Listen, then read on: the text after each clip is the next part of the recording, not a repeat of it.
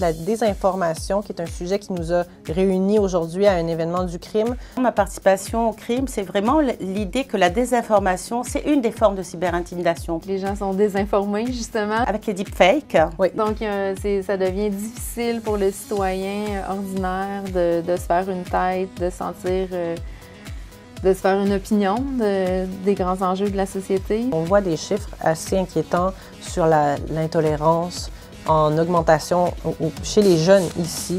Il y a un chiffre incroyable de jeunes, très jeunes, même 6-7 ans, qui sont cyber intimidés tous les jours. Aussi jeunes que ça? Au Québec, oui. J'ai rencontré, j'ai interviewé plusieurs personnes, notamment des gens de la police.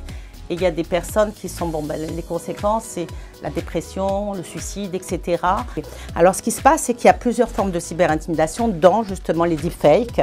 Donc maintenant, avec l'intelligence artificielle, on produit ton image. Les filles sont plus cyberintimidées que les hommes, ça oui? C'est des chiffres aussi. Oui.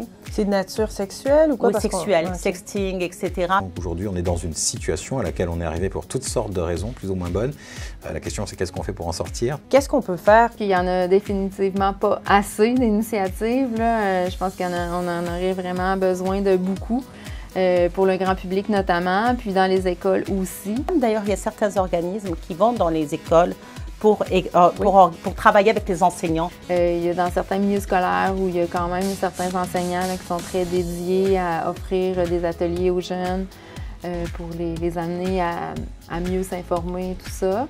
On peut aussi compter sur les bibliothèques aussi, qui ont de bons outils. Il y a des organismes aussi au Québec. Je pense qu'il y a vraiment un riche écosystème de ces organismes de médiation numérique.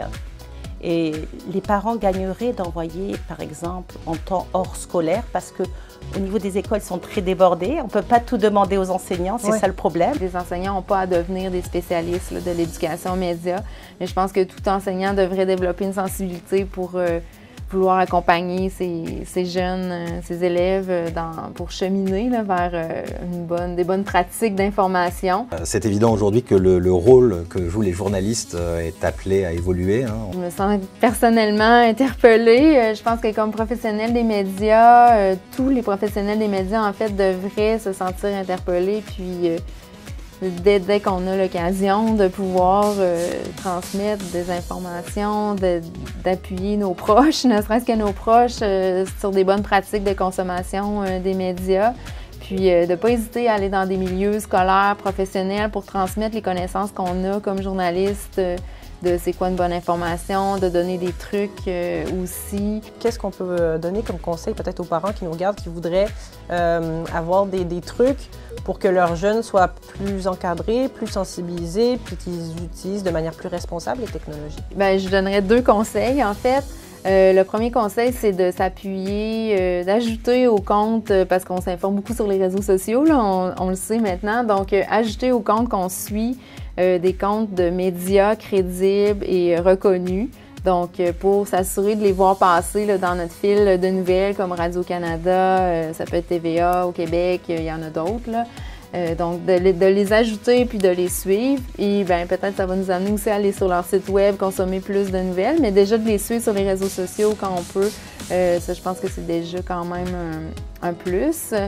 Puis, l'autre technique ou méthode là, que je nommerais, c'est vraiment de quand on a connaissance d'une information, bien d'aller dans notre navigateur web, faire des recherches sur cette nouvelle-là, puis de constater est-ce qu'il y a d'autres médias qui en parlent, est-ce qu'ils rapportent les mêmes faits, les mêmes informations, ou est-ce que c'est erroné, ou c'est quoi les autres médias qui parlent de cette nouvelle-là. Et là, je suis en train de co-créer un référentiel de compétences pour contrer la cyberintimidation chez les jeunes. Donc ça, c'est vraiment, on le fait avec le ministère de la Famille, avec le Printemps numérique, avec plusieurs experts, etc. Et ce référentiel, on espère que ça va devenir quand même un référentiel où on va pouvoir peut-être bâtir des ateliers pour pouvoir sensibiliser les jeunes à la désinformation et aussi les sensibiliser aux conséquences de cette désinformation qui aboutit souvent à de la cyberintimidation. Éventuellement, ça serait bien d'avoir des campagnes plus nationales ou plus globales là, pour informer les gens. Là.